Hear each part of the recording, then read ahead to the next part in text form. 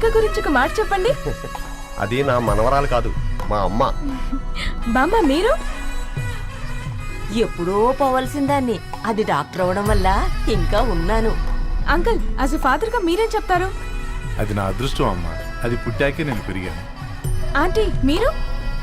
అది మా 20 ఏళ్ల ఎమోషన్ అమ్మా. పిల్లలు? అదొక రాక్షసి రౌడీ, అది మా చాక్లెట్స్ అన్ని తినేస్తుంది.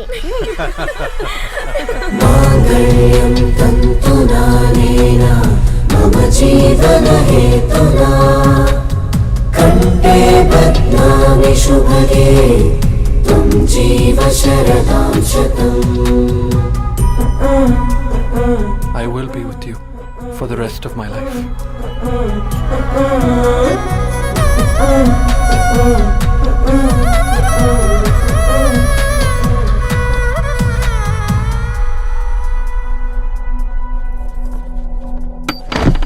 మేఘా,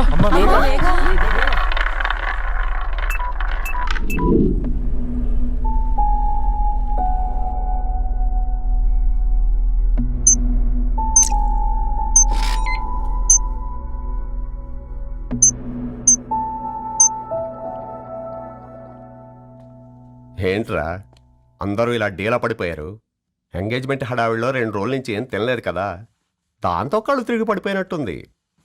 లేదు, తను కళ్ళు తిరిగి పడిపోలేదురా. ఏంట్రా ఏమంటున్నావు? అవునరా, తను ఎక్కువ కాలం మనతో ఉండలేదు.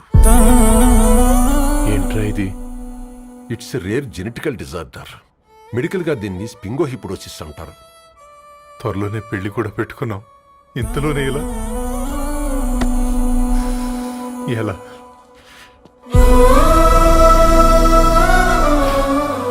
ఎలా చెప్పండ్రా ఇది? అమ్మాయికి ఎలా చెప్పాలో అర్థం కావట్లేదు. తను డాక్టర్ కాబట్టి అర్థం చేసుకోగలరు. ముందు మీరు అర్థం చేసుకోండి చాలు. చూడు, నువ్వు చచ్చిపోతావు, ఈ చిత్ర చచ్చిపోతుంది, ఆ శారదుందే అది చచ్చిపోతుంది, పళ్ళికిలిస్తుందే చంటిది ఇది చచ్చిపోతుంది, ఈ చెట్లు చచ్చిపోతాయి, ఆ తీగ చచ్చిపోతుంది, నేను చచ్చిపోతాను. కాకపోతే నేను 2 రోజులు ముందుగా చచ్చిపోతాను. మా ఏంటి ఇంకా దీపం పెట్టలేదా? ఏంట్రా ఆయనకి దీపం పెట్టేది?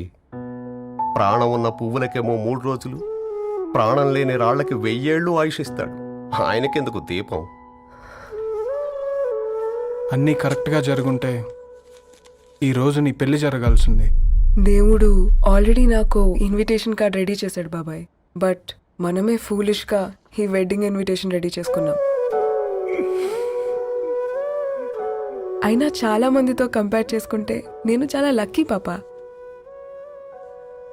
ఎంతో మంది ఆడపిల్లలు కడుపులోనే చనిపోతున్నారు, కొంతమందిని పుట్టిన తర్వాత చంపేస్తున్నారు, ఇంకొంతమంది ఎందుకు చనిపోతున్నారో కారణం తెలియకుండానే పోతున్నారు.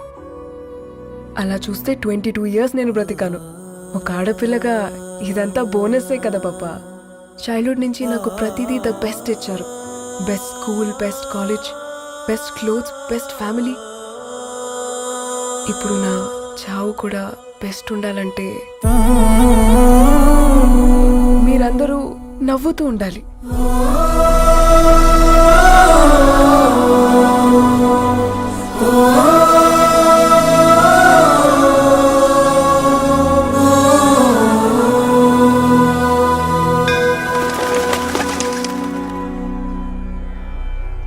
दीर्घ आयुष्मान भव.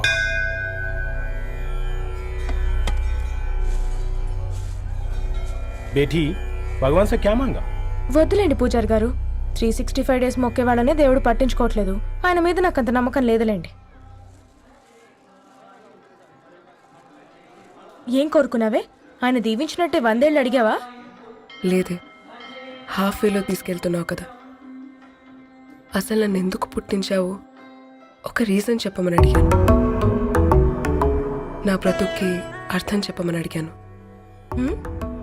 అవునే, ఓ మనిషి పుట్టాక కనీసం ఒక మొక్కనైనా నాటాలంటారు. మనం పోయాక అది నలుగురికి నీడనిస్తుంది. అట్లీస్ట్ నేను ఆ పని కూడా చేయలేదు.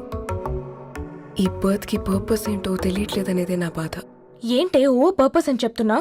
1 వీక్ బ్యాక్ మా బాబాయ్ వాళ్ళ ఇంట్లో ఏం జరిగిందో తెలుసుగా? వాళ్ళ బాబు పుట్టగానే చనిపోయాడు. పాపం వాళ్ళు ఇంకా కూర్చొని ఏడుస్తూనే ఉన్నారు. మరి ఆ బాబు లైఫ్కి పర్పస్ ఏంటే? ఆ బిడ్డ పుట్టక ముందు వాళ్ళు ఎలా ఉండేవాళ్ళు? విడిపోదాం అనుకున్నారు. ఇప్పుడు కలిసి ఉన్నారు కదా.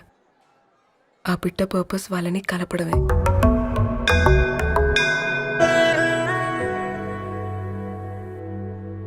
అలాగే నా లైఫ్కి కూడా ఒక పర్పస్ ఉంటుంది.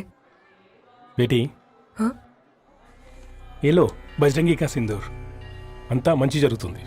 ఏం మంచి? आपके नजर में कीड़ा है. ఆయన అందరినీ చూసే విధానంలోనే తేడా ఉందండి. తన మాటలేం పట్టించుకోకండి. Thank you. खुश रहो.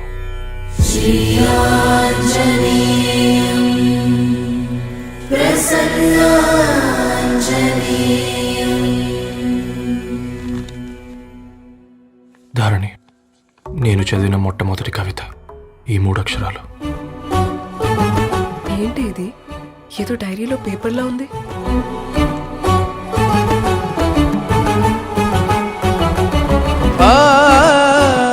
एक्सक्यूज मी, मुझे वो पेपर्स दे सकते हैं? తనకంటే ముందు తన అక్షరాల్ని చూశాను. తనకంటే ముందు తన భావాల్ని కలిశాను. మా సైనిక్ పురి చందమావతను. लाइन्स वो इंटरेस्टिंग గా ఉన్నాయి. అవును, क्या मैं वो डायरी ले सकती हूँ? Thank you. మనం చదవడం కరెక్ట్ అంటావా? ఆయనే పర్మిషన్ ఇచ్చాడు. రా. నా పేరు రవి. నేను ఒక పేపర్ బాయ్.